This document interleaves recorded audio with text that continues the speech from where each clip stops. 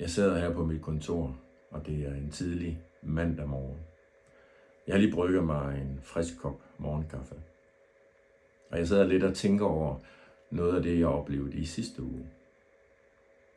I sidste uge var jeg ude at undervise i Dur-Wall-metoden, som jeg har været så mange gange før. Måske kender du lidt til Dur-Wall-metoden. Vi kalder den også nænsom nødværge. Det er en metode, hvor vi underviser medarbejdere i, hvordan de kan forebygge og håndtere konflikter. Det kan være mentale eller verbale konflikter. Det kan også være fysiske konflikter. Det, der var lidt anderledes i sidste uge, det var, at jeg var ude på et par af de danske hospice og underviste medarbejderne der. Nu tænker du måske, om man virkelig har brug for at lære Dur-Wall-metoden at kende, når man arbejder på et hospice. Det tænkte jeg også første gang.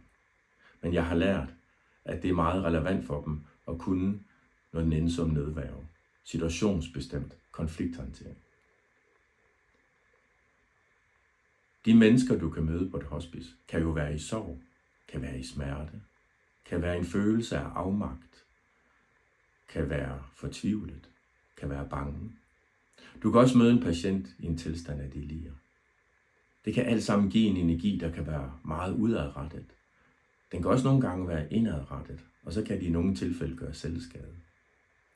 Så Dur-Wall-metoden er meget relevant for et hospice. Første gang jeg skulle ud og undervise sådan et sted, havde jeg gjort mig nogle tanker inden. Jeg havde tænkt, kan jeg vide, hvordan det er at træde ind på et hospice? Det må være helt specielt. Og det var det også. Men det var på den gode måde, og jeg blev rigtig positivt overrasket. For jeg møder en masse dygtige mennesker der. Jeg møder mennesker, medarbejdere, som har et højt niveau af empati, er meget dedikeret, og så er de super dygtige fagligt. Jeg møder også en hel gruppe af frivillige, der er med til at få deres hverdag til at hænge sammen. Så det har været en god oplevelse for mig. Og når man møder så dygtige folk, så gør det mig også glad på vegne af Dur-Wall-instituttet at opleve, hvordan de tager imod Dur-Wall-metoden. Og det, de fortæller mig, det er, at de oplever, at metoden er både relevant og brugbar. Den er let og besættelig. De oplever, at undervisningen er meget praksisnært. Og det gør mig glad. Så jeg glæder mig til det fortsatte samarbejde med de danske hospice. Ja, så det var lige et par tanker herfra.